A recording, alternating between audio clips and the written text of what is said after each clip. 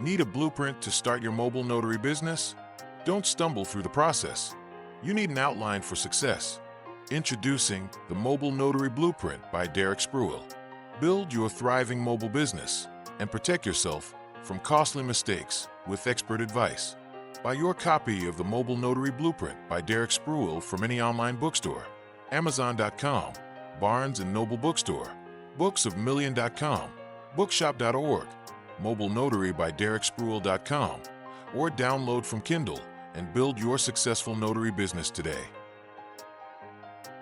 Right now, across the country, local banks, national mortgage carriers, and these massive commercial lenders, they are making multi-million-dollar funding decisions based on physical assets they have never actually laid eyes on. Right. They are completely geographically disconnected from their investments. Exactly. They are desperate for a verified, trusted proxy to just go out into the field and tell them what is real. And the fascinating part is, you might already have the exact operational setup, the business acumen, and the security clearance to be those eyes. Welcome to Notary Knowledge, the show designed for the savvy strategist. I'm your host, Marylyn. And I'm Eddie. We are getting into a highly tactical, fast-paced session today, because if you've been listening to our prior shows, you're already thinking about how to maximize your mobile routes, right? You understand business efficiency. You are out there on the road, managing client expectations, optimizing your drive time. Yeah, the foundational infrastructure is already sitting right there in your driveway. So our mission today focuses entirely on what we're calling the field inspector pivot. We're looking at the actual mechanics of adding a secondary, highly reliable income stream just by doing property and commercial field inspections. Because the goal today is translating your existing mobile professional skills into, well, an entirely new set of deliverables for the financial and insurance sectors. Right. But real quick, before we start breaking down the daily operations of field inspections, I want to strongly encourage you to level up your entire business framework by securing the Notary Knowledge books by Derek Spruill. Oh, absolutely essential. Yeah. If you want to move beyond just taking odd jobs and actually construct a scalable, resilient enterprise, those books provide the structural blueprint you need in your toolkit. They establish the baseline for treating your independent contracting like a true corporate entity. I mean, when we examine this pivot into field inspections, the best place to start is understanding the massive logistical gap these financial institutions face. Because a national mortgage company in New York, they cannot physically send an underwriter to check on a delinquent property in rural Ohio. Yeah. They need an independent proxy. Which is exactly what Richard Laud, he's the founder of the Society of Field Inspectors, or SOFAI. He pointed out how uniquely positioned notaries are to fill this exact void. It isn't just about owning a car. No, not at all. It's about the fact that you already comprehend the complexities of managing an independent contracting schedule. You understand the nuances of route planning, client communication, operating efficiently without direct corporate supervision. The operational DNA is identical. Yeah. You are basically applying a familiar logistical framework to a different physical output. So instead of delivering and executing a loan packet, you are delivering verified situational awareness to a lender. Yeah, and the concept of route density is where this becomes strategically valuable.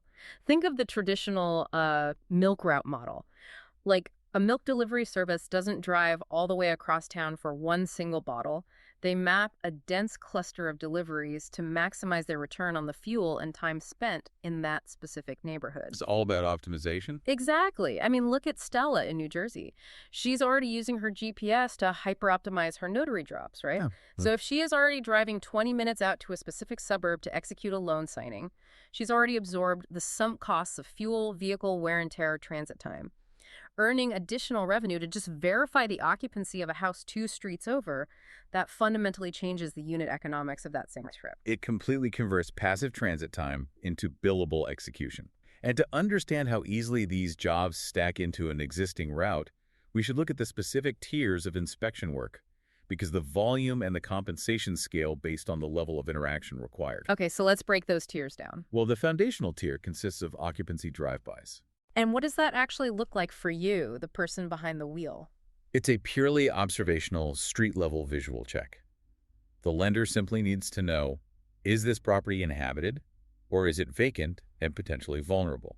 So you take the required photos from the street. You do not engage with the occupants. Okay. Because the scope is so limited, the compensation generally ranges from, $3 to $20 per job. Wait, 3 to 20, that initial price point sounds incredibly low for an independent contractor. Viewed in isolation, it is.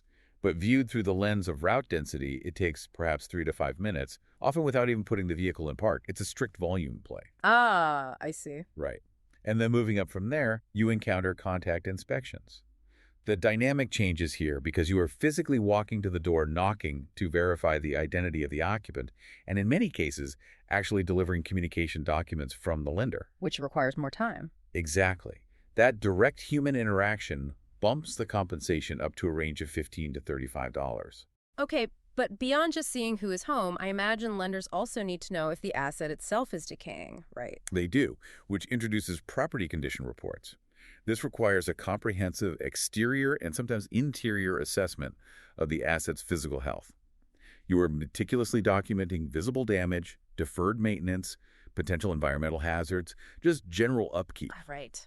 The compensation for these condition reports typically sits between $35 and $75 per assignment. Which brings us to draw inspections. These are conducted for construction lenders who release project funding in staggered phases or, draws as a builder hits specific milestones. But let me pause and push back on this particular tier for a second. Sure. If my professional background is in compliance, document execution, general mobile services, I am clearly not a civil engineer. No, definitely not. Right. So if I'm hired to inspect a partially built commercial structure and I sign off that the foundation is poured or the framing is up, am I taking on the liability of assessing the structural integrity of that work? Because that seems like a massive risk. Okay, that is the single most common barrier to entry people perceive, and it is entirely based on a misunderstanding of the role. You are not functioning as a building inspector or a structural engineer. Okay. The relationship is strictly binary. You are functioning as the lender's eyes, providing a simple yes or no visual validation. So the quality of the installation is entirely irrelevant to my report. Completely irrelevant. The lender has a budget sheet. Line item 12 says the commercial-grade kitchen cabinets are installed. Your job is to stand in the kitchen, take a date-stamped photo of the cabinets, and check yes. Oh, wow. Yeah, you do not test the hinges. You do not evaluate the carpentry. The lender's underwriters take your photographic proof and use it to release the next tranche of funding to the builder.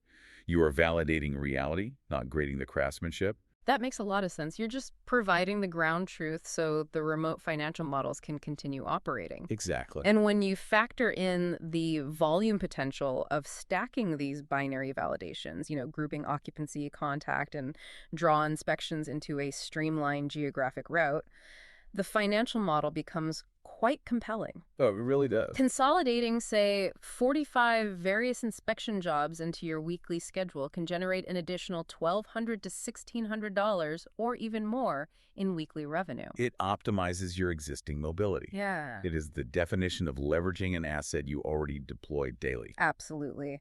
We are going to explore the specific compliance mechanisms that allow you to access this work. But first, we're going to take a moment to pause for a quick commercial break. We'll be right back. And we're back. So we often talk about money-making Mondays, the strategy of taking the credentials, the vetting, and the security clearances you've already earned, and using them to pry open entirely new income channels. In the field inspection industry, your background check is arguably your most powerful strategic asset.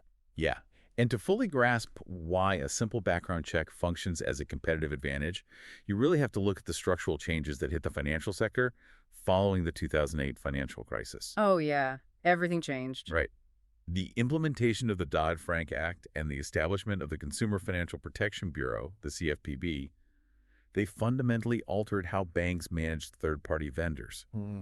Prior to this, a bank could use fragmented localized networks to hire almost anyone off the street to go look at a property. The liability and the potential for vendor fraud must have been staggering. I mean, the banks had no real chain of custody regarding who was stepping onto a consumer's property on their behalf. The systemic vulnerabilities were massive. Right. So once the new regulatory frameworks were enforced, the government essentially told the major financial institutions that they were legally responsible for the actions of their subcontractors. What? So the banks realized immediately that they needed a standardized, highly regulated ecosystem.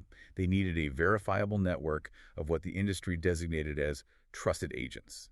And this regulatory pressure is what birthed the Shield ID, right? Yeah. Which is also commonly referred to in the industry as the ABC number. Yes, exactly. Aspen Grove Solutions, alongside their Aspen iRecord and Shield Hub systems, they basically built the infrastructure for a portable, continuously monitored background check. It generates a unique compliance number that proves an inspector is entirely clear of felony offenses and meets the rigorous criteria required to represent a lender on private property. Because the historical alternative to this was highly inefficient. Before a centralized clearinghouse existed, an independent contractor would have to pay out of pocket for a redundant background check every single time they onboarded with a new client.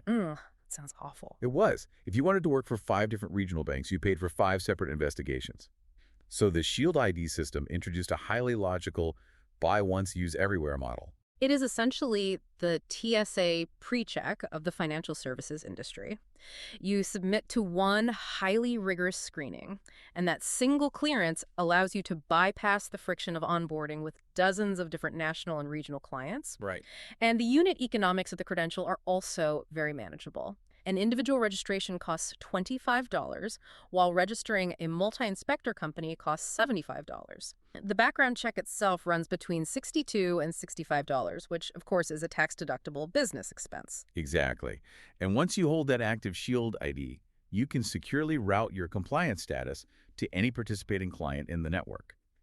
The strategic edge here becomes apparent when you observe how industries react to sudden, stringent regulatory enforcement. Yeah, because a significant portion of the workforce usually panics or simply cannot meet the new standard. We saw an estimated 25 to 40% of the existing inspector pool essentially evaporate overnight. They were either unqualified to pass the newly standardized check, or they just lacked the business infrastructure to adapt to the centralized system. They were forced out of the market entirely. And this is where the savvy strategist finds their leverage. If you are already accustomed to operating under strict professional standards, and you're already familiar with the vetting required for mobile notary work, this compliance barrier is not a hindrance. It is a massive structural moat that protects your market share. Oh, absolutely. It dramatically reduced the overall supply of inspectors, while the demand from banks remained constant, placing a premium on those who survived the purge. When you present a verified, continuously monitored Shield ID to a potential client, you are not just selling them a photograph of a house. You are immediately mitigating their regulatory risk. Yeah. You are a verifiable, trusted agent. Okay, up next, we will break down the specific physical equipment required to execute these jobs and the 2 primary avenues for acquiring the clients who are issuing these work orders. We just need to take one more quick pause for a commercial break. Stick around. Welcome back. Let's transition from the legal and regulatory framework into the physical reality of execution. You have the compliance clearance. You understand the route density strategy. But if your vehicle is not equipped properly and your phone isn't ringing, the strategy fails. It completely falls apart. Right. So what specifically needs to be in the vehicle? I mean, think about Ava down in Florida. She's lugging these massive dual tray printers in her trunk for loan closing, so she's already got the mobile office set up. But I assume lenders are looking for more than just a quick snapshot from a standard smartphone. Oh, they absolutely are. While we are looking at a lean startup model relying on your existing reliable vehicle and high-speed internet connection, the industry standards for documentation are very specific. The central piece of equipment is a dedicated digital camera.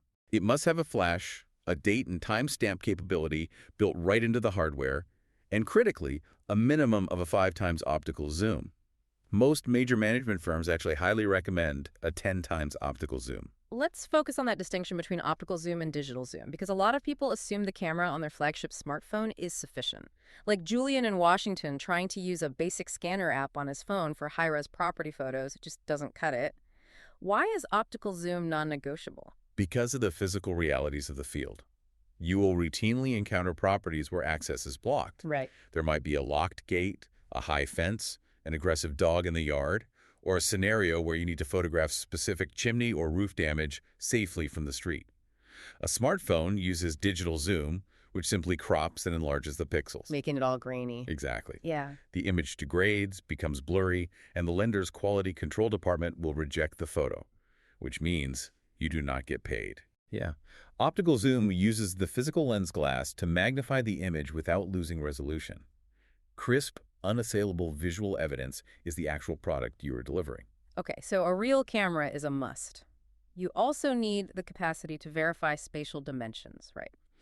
That requires a standard 100-foot tape measure and a 10 to 12-inch measuring wheel. Yes, the measuring wheel is vital. Yeah, I mean, instead of just stocking up on blue pens like Carter in Ohio for his signings, you're throwing a measuring wheel in the trunk. Right, because it's vital for commercial and insurance inspections where you are tasked with verifying the exterior footprint or the total perimeter of a structure. Walking the perimeter with a wheel is exponentially faster and more accurate than trying to stretch a tape measure by yourself across uneven terrain. That makes sense. Let's look at the legal and financial structuring of this new revenue stream. Blending this work into your personal finances is a massive mistake. The first step is navigating to the IRS website and securing a free employer identification number, an EIN. Yeah, operating under your personal social security number exposes you to unnecessary identity risk. The EIN allows you to establish a distinct identity for the business entity. Pairing that with the formation of an LLC is a necessary step to shield your personal assets from any liability that could potentially arise from your commercial activities. And the final piece of the operational puzzle is cash flow management. The historical standard of waiting for 30-day net terms or sluggish bank transfers is obsolete, especially for independent contractors handling localized work. Nobody wants to wait that long. Exactly. Because if your system crashes like Harper in Massachusetts experienced trying to use legacy bank portals, you're stuck. Modern payment processing tools have adapted to the mobile workforce. An excellent example is the Jim app, which effectively transforms a standard smartphone into a secure mobile payment terminal. The cash flow acceleration is significant. The Jim app allows you to process debit, credit, or digital wallet transactions directly on site, charging a flat 1.99% fee, which undercuts many legacy merchant processors. That's huge. It really is. If you complete a commercial verification for a local client, you can process the payment while standing right in their lobby, and you have instant access to those funds, rather than waiting a month for a mailed check. Which brings us to the most critical question. How do you actually acquire the clients to process those payments? How do we populate the route? The industry operates on two primary tracks, the nationals and local direct acquisition. Right. And the nationals function as the massive aggregators of the industry. Companies like National Field Representatives, or NFR, operate at a scale that is just difficult to comprehend. NFR alone processes over 120,000 field inspections every month across all 50 states. They are managing the logistical chaos for the massive centralized banks. Precisely. You have major national entities like Cyprex, Millennium Information Services, and MCS. They sit between the megabanks and the local field inspectors. You navigate to their vendor portals, submit your Shield ID in your coverage area, and their automated systems feed you localized work orders. It is the most efficient way to build your foundational volume and learn the rhythm of the work. But the volume play often comes with slightly tighter margins. If you want to capture the premium rates, you deploy the local direct acquisition strategy. This requires putting on your savvy strategist hat, leaving the digital portals, and physically walking into community banks and local credit unions. Exactly. But why is this local sector so eager for independent contractors? Because of the regulatory oversight they operate under. Local credit unions are heavily monitored by entities like the National Credit Union Administration, the NCUA. They are required to stringently manage the risk associated with their commercial loans and business lines of credit. But they generally lack the internal headcount to send a loan officer out into the field to check on a car wash or a local bakery every time they issue a commercial loan. That is the exact friction point you solve. You walk into that local credit union, present your continuously monitored Shield ID, and position yourself as an independent collateral validator.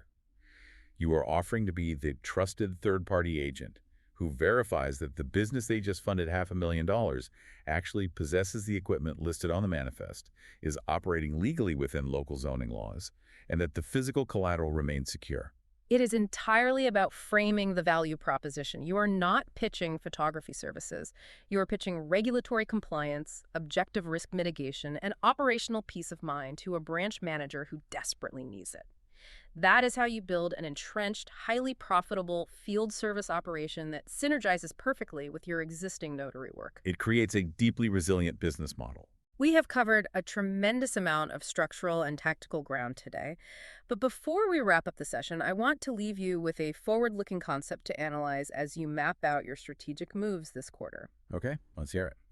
There's extensive debate right now regarding the future trajectory of this industry, specifically concerning how artificial intelligence and remote progress monitoring software might disrupt the traditional field inspector. Right, the AI question. Exactly.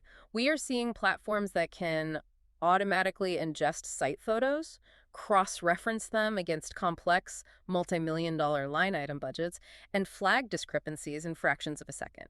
The immediate reaction is often fear that AI will simply replace the human inspector. But when you analyze the actual functional dependencies of those AI systems, the reality is the exact opposite. AI models are incredibly powerful analytical engines, but they possess a massive vulnerability. They cannot physically drive to a commercial site and verify reality. They are entirely reliant on the integrity of the data they are fed. As financial institutions increasingly rely on automated algorithmic software to execute massive funding decisions, the physical data entering that system becomes the single most critical point of failure. Which means the physical, human, trusted agent, the professional, standing on the actual ground holding a verified, tamper-proof Shield ID, becomes exponentially more valuable. The AI does not eliminate the need for you. The AI fundamentally mandates that the human feeding it the initial data must be an unimpeachable, highly vetted professional. The compliance moat we discussed is only going to grow wider and deeper. Those who establish and secure their trusted agent status today will be the only ones holding the operational keys to the market tomorrow. Preparation today secures the leverage for tomorrow. Take that perspective with you on your routes this week. If you gained actionable value from today's session, please take a moment to rate the show, subscribe, and share this podcast with other forward-thinking entrepreneurs in your professional network. And ensure you pick up the Notary Knowledge books by Derek Spruill to continue refining your operational framework. Email your questions to derek@derekspruill.com. We will try to answer as soon as possible at the end of our shows. Credits: Exec Producer Derek Spruill, Lead Writer Marylyn Trotter, Graphics Eddie Montes Travis, Music Thomas Bynum, produced by Magnificent Works Business Solutions. Don't just be listeners of the knowledge, be doers of the knowledge. This is Notary Knowledge. Until next time. Need a blueprint to start your mobile notary business? Don't stumble through the process. You need an outline for success. Introducing the Mobile Notary Blueprint by Derek Spruill. Build your thriving mobile business and protect yourself from costly mistakes with expert advice. Buy your copy of the Mobile Notary Blueprint by Derek Spruill from any online bookstore, Amazon.com, Barnes & Noble Bookstore, booksofmillion.com, bookshop.org, Mobile Notary by DerekSpruill.com, or download from Kindle and build your successful notary business today.